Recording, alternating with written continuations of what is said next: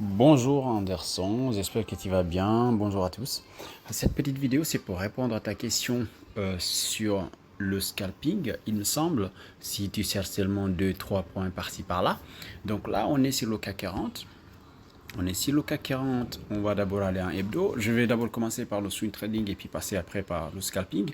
Là, je suis en hebdo, j'ai tracé mes supports et résistances. Donc je me dis, ok, il y a quand même un canal baissier qui est là, mais ça ressemble beaucoup à un fanion ou un drapeau.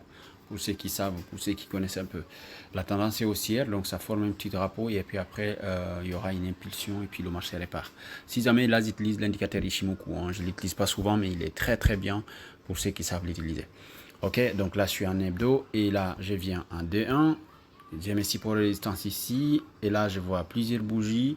Ishimoku est baissier, tout est baissier, mais Ishimoku il est lent. Donc c'est pour ça que quand je l'utilise, c'est un retour d'expérience. J'essaie d'être parfois un peu plus agressif. En tout cas, c'est mon point d'entrée. Donc voilà, si vous voyez ici et que vous saviez déjà comment ça fonctionne les supports de résistance, vous allez voir qu'il y a une possibilité que le marché répare à la hausse. Parce que voilà, vous voyez beaucoup de points où le marché justement a tous ces niveaux-là et puis après il est reparti vers là-haut. C'est cette compréhension que j'aimerais vous familiarisez aussi. Donc là, en D1, et puis je viens en H4. En H4, je vois trois bougies vertes. Donc je suppose que voilà, la quatrième sera bonne, si par exemple c'est là. Et là, à partir de ce moment-là, si toi, Anderson, tu fais du scalping, eh ben, tu viens en 15 minutes. Puis là, tu viens, ok, 15 minutes, c'est là. Et puis là, on voit que, par exemple, à ce niveau-là, à partir de 18 heures, à partir de 18 heures, voilà, vous pouviez éventuellement prendre votre aide, même si c'est un peu tard pour la séance européenne. Et bien là, tu peux tracer maintenant tes supports de résistance, mais tu peux aussi aller en 5 minutes pour les tracer, comme ce que j'ai fait ici, tu vas voir. Et là, tu traces tes supports de résistance, et puis tu te dis, ok, là, le canal est haussier, je vais essayer de privilégier que des achats. En tout cas, tant que les marchés sont dedans. Donc ici, tu avais un premier point d'entrée, ici un deuxième point, ici un troisième point, et où est-ce que tu vas placer ton stop. Maintenant, on va être bref, d'accord. Je vais te montrer ça. Ici, par exemple, tu pouvais rentrer à ce niveau-là. Tu rentres ici et ton stop, il doit être là. Regarde. Point par point. Tu mets ici ton stop, juste en dessous. Juste en dessous. Et tu mets ton TP à ce niveau-là, où il y a la ligne.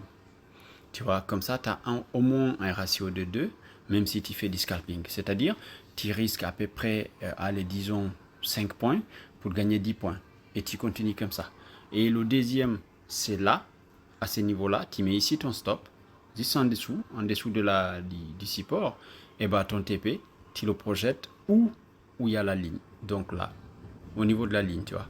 Ici aussi, tu allais avoir un ratio de 2. Et tu continues ainsi de suite. Tu mets ici, vu que le marché est revenu tester ton support, tu mets ici ton stop, juste quelques points en dessous, 5-6 points. Et là, tu mets ton TP à ces niveaux-là, ou toujours au niveau de la ligne.